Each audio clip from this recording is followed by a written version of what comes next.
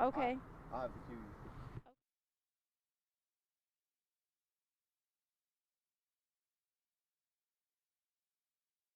Holy crap. That paint. Hello. Looks like I got paint on my. Hey, Tim. 1, 2.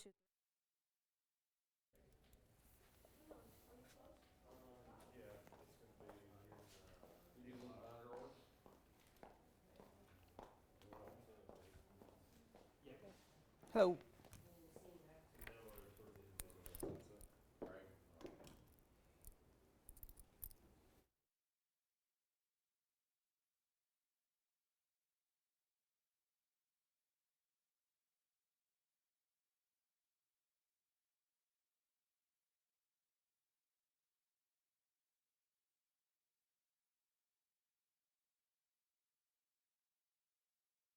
How are you?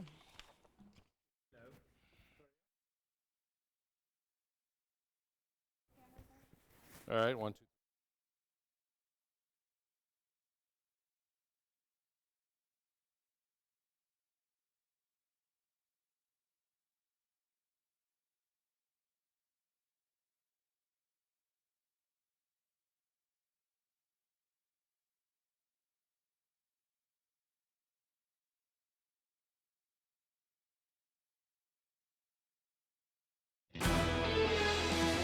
Coverage you can count on. You're watching WTVM News Leader Now. Sponsored by Montlick & Associates, Columbus Injury Attorneys. A lot going on in President Donald Trump's 4th full day at the White House. What his administration says about alleged voter fraud, fact-checking, and a possible pick for Supreme Court justice. And as loved ones remember Bobby C. Wright Jr., they are seeking justice. We have more on the suspected shooter that's responsible for his death in moments. And a beautiful day in progress, 66, plenty of sunshine, and we should be even warmer on Wednesday, but we'll talk about our next chance of rain and a big cool down in the forecast. And good evening. Welcome to News Leader 9 at 5. We begin with the latest on President Donald Trump's first 100 days in office. White House spokesman Sean Spicer doubling down on the president's claim that millions of illegal immigrants voted and cost him the popular vote, casting aspersions on the very election he won and distracting from public policy actions by the new White House. ABC's Lana Zach has more now from Washington. The question of false claims continued to plague the new administration. White House spokesman Sean Spicer maintained the president's belief in a repeatedly debunked claim that millions of illegal immigrants cost the president the popular vote. The president does believe that. He has stated that before. I think he stated his concerns of voter fraud and people voting illegally during the campaign. And he continues to maintain that belief based on studies and evidence that people have presented to him.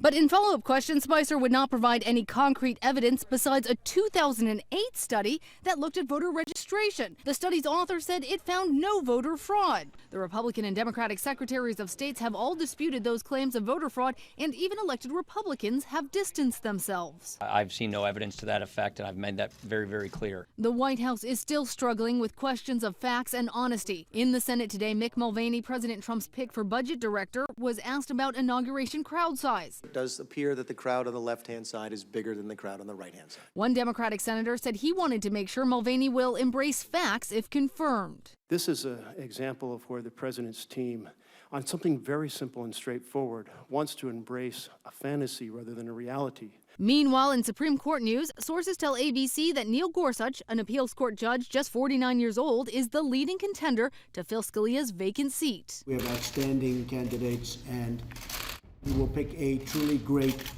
Supreme Court justice. The president also hosted auto industry leaders and moved forward with the Keystone and Dakota pipelines. But all of those policy issues today are really being overshadowed as people are debating the merits of our democracy and trust in the words of our public officials. Lana Zach, ABC News, Washington.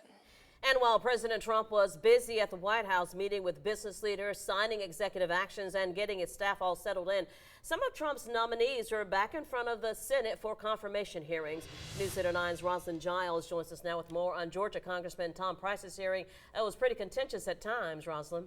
Exactly right, Barbara. Representative Tom Price, an orthopedic surgeon from the Atlanta area who is also up for Health and Human Services Secretary, faced some second Senate hearing questions today, defending himself on claims of ethical misconduct. Take a listen to his response. That everything that I did was ethical, above board, legal, and transparent.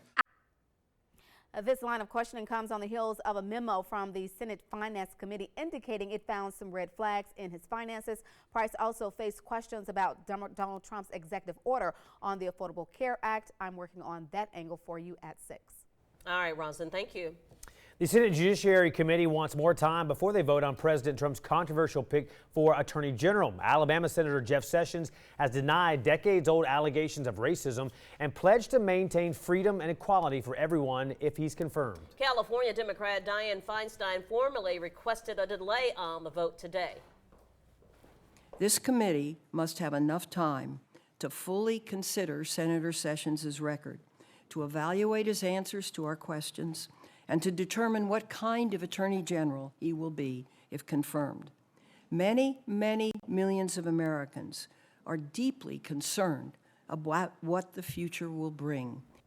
Senator Feinstein asked to delay the committee vote on Sessions until next week. Even without their support, Sessions is expected to be confirmed by the GOP majority Senate. Going to turn now to our weather. It was indeed the calm after the storms today. Lots of sunshine, pretty nice out there as we take a live look right now from our Alpha Insurance Skycam. This is out in Eufaula. Nice sunny skies out there. It sure has been a beautiful day. Let's check in now with Storm Team 9's Chief Meteorologist Derek Kincaid. And Derek, any rain coming back soon? Thanks, guys. Yeah, a little bit of rain back in the forecast late tomorrow into early Thursday, but tonight, nothing in the way of showers. In fact, now 66, still a sunny sky. Got a video up in the WTVM weather app breaking down temperatures through the rest of this evening and talking about that next coverage for some rain. The interactive radar view tonight, fairly quiet. No showers, no storms nearby. You really have to expand the view out quite a way to find anything in the way of showers for us. So again, a pretty nice, calm evening ahead. Here's a check of that hour-by-hour forecast going through the rest of the evening hours. You'll see those temperatures dropping down through the 60s, eventually the 50s later on tonight, but really clear skies across the board all the way into the early morning hours on your Wednesday. Now, we'll tell you more about that next coverage for rain and also about a big cool down coming up in the forecast here in just a bit, guys. All right, thank you, Derek. Well, family and friends of a Columbus man killed a little more than a month ago are seeking justice as they await a court hearing for the suspect accused of shooting Bobby C. Wright Jr. Newsletter 9's Marla Spence joins us live now on Brenton Woods Drive where that murder happened. And Marla, tell us how friends are coping with this loss. Well, Jason, Bobby C. Wright Jr. was known to many people in the Columbus area as a friend, and now their family and his loved ones are just waiting to seek justice as the suspected shooter is due to appear in court for tomorrow. Now, so far, we don't have many details on the suspect accused of shooting 25-year-old C. Wright at the intersection of Branton Woods and Branton Lane on December 17th. What we do know is the suspected shooter who was arrested yesterday is 16 years old. We do not have a name since he is a minor. I did speak to a few of his friends, and they do not wish to be on camera, but they did tell me that he was a good friend and like a family member, and they're hopeful the person responsible will be brought to justice. I also spoke to Lieutenant Touchberry earlier today, and he told me that it's not confirmed if the suspect will be charged as an adult, but he did say that that is a decision that the district attorney will have to decide. Reporting live in Columbus, I'm Marla Spence for News Leader 9. Back to you. All right, thank you, Marla. And that murder suspect will be in Columbus Recorder's Court for a hearing tomorrow morning at 9 o'clock. Well, all new at 5 tonight, City Council meeting in Columbus happening, possible water restrictions, and perhaps the last payment relating to a controversial lawsuit against the city. News Center 9's Jose Zozaya joins us now from outside the City Services Center off Macon Road. And Jose, city leaders have said why these two agenda items are on the table this evening. Barbara, I actually spoke to City Attorney Clifton Fay just now over the phone. He says several of these items are just business as usual, just trying to go through the motions and also following what superior levels of government have ordered the city to do. For one example, regarding the water restrictions, they've received a request from the Georgia Division of Environmental Protection. They're asking all county governments in the state of Georgia to cut back on water use for the time being. Another one of these items is actually appointing the new Civic Center Director, John Dornan. We'll see how that goes, if there are any issues, and especially concerning one agenda item in particular, which could be finding the space to address the latest legal fees for the city lawsuit involving former Sheriff John Darr. All right, and Jose, do we know, we know that lawsuit has been dismissed, but they're looking now to find more money to pay some of the back bills. Explain that.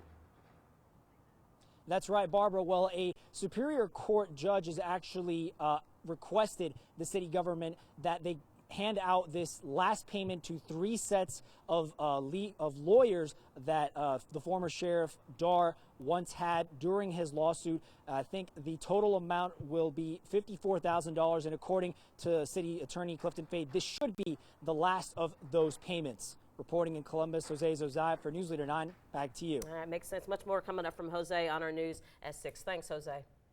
Fox Sports reporter Erin Andrews revealing she battled cervical cancer late last year. She said after her diagnosis, she underwent 2 procedures in October and November. Andrews did not take time off from her job and did not initially tell her coworkers. She reported from the sidelines 5 days after the first procedure, saying work was her escape. And in mid-November, she said her doctor told her she would not need radiation or chemotherapy. Erin Andrews looking forward to working as Fox's main sideline reporter at the Super Bowl in Houston on February 5th, which will broadcast live right here on her sister station, Fox 54. Almost a week after a bus crash that left many of the Columbus Cottonmouths hockey players injured, the team held their first practice since that big scare in Illinois. Sports Leader 9 was at that practice this morning, and our Dave Plata joins us in studio. So, Dave, it's hard to even have enough players to take the ice for this, right? Exactly. It was not even close to a full squad. The Cottonmouths, of course, getting the scare of a lifetime last weekend, but that was 5 days ago. That's an eternity in hockey, and the SPHL season is far from over, so time to get back to work. 10 guys suited up for practice this morning. Others still waiting to be cleared by the team doctor. Now, the good news, goalie Spencer Bacon was in net today. Appears good to go after he's seen in a walking boot over the weekend. After players visit the doctor tomorrow, the team will make the necessary moves to fill the roster by Friday's game against Roanoke. Players and coach Jerome Bouchard said they were happy to be back on the ice and get moving toward a normal routine. Tonight at 6 Eastern, we'll hear from the Snakes about trying to get things back in gear. All right, Dave, sounds good. Thank you. Well, ahead, tax preparations are underway at local Goodwill Career Center tax service centers, and you may qualify to get it done for free. What you need to know is straight ahead. And a search intensifies for a toddler who went missing during the weekend storms. We'll have a reaction from the child's grieving father. And your forecast for the next few hours looking pretty good, staying on the mild side. But how about the big cool down in the forecast? We'll bring you the 9-day planner right after the commercial break.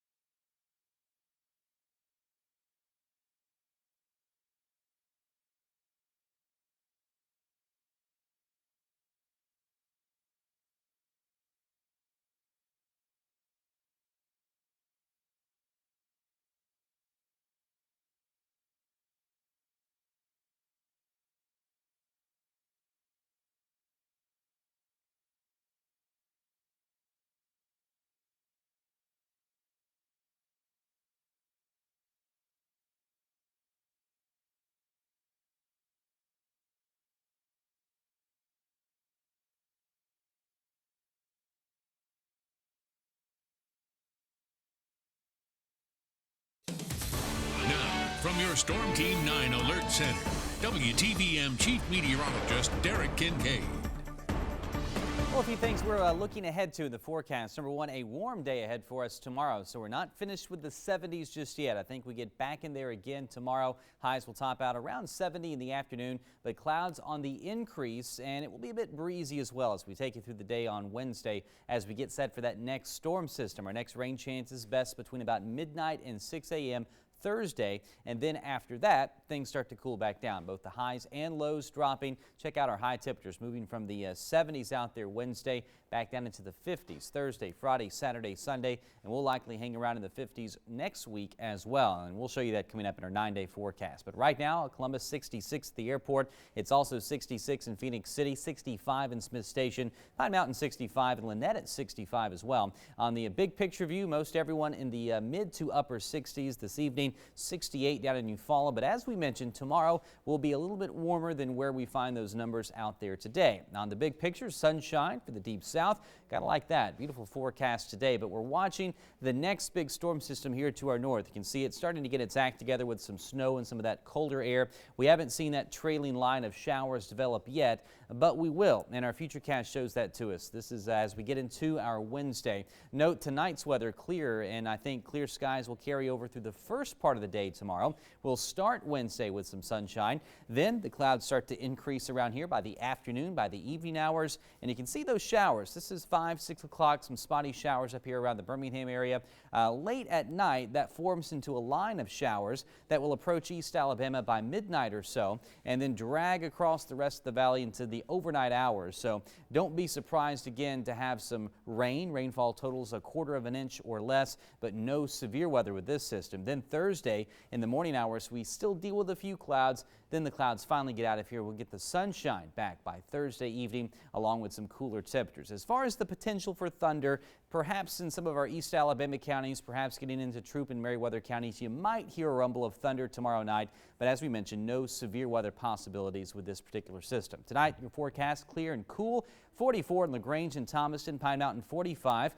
Here in the Fountain City, 44, 45 in Marion County and Buena Vista, and more 40s expected on that southern edge of the WTVM coverage area with a 0% chance of rain tonight. Now tomorrow, that rain chance, again, the late night hours we're expecting, perhaps about a 10% risk at some point during the late evening. Most spots back in the 70s tomorrow. This is going to be the warmest day that we will see for about a week or so as we really start to see the temperatures dropping in a big way once we get past your day on Wednesday. Here's a look at that 9-day forecast detailing the cool down ahead with highs in the 50s and lows back down in the 30s once we get past tomorrow's warm day, guys. This is kind of how it's supposed to be for the month of January. Yeah, right? That's a lot closer to average, even all that below average. We'll spend probably a week below average temperature-wise. Wow, but it is kind of nice to be able to throw on a little jacket, Yeah. you know, and Yeah. be outside. All right, thank you. Thank y'all.